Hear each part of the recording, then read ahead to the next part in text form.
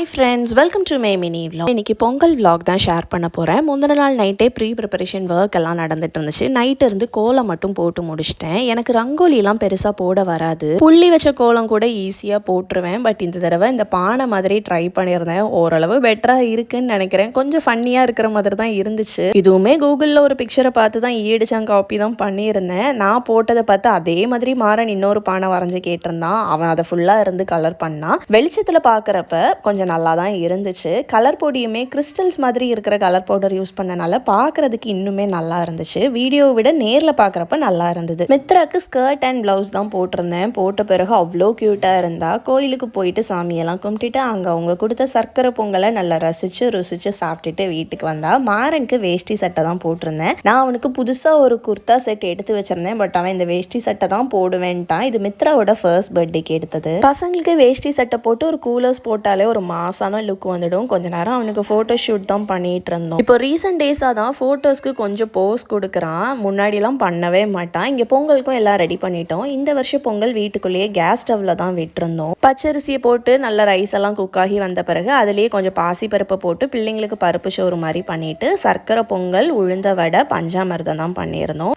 இப்படி தான் எங்களோட பொங்கல் போச்சு. உங்கள் வீட்டில் பொங்கலுக்கு என்னென்ன பண்ணீங்கன்னு கமெண்ட் பண்ணுங்கள். Meet in another video. Tata, bye bye.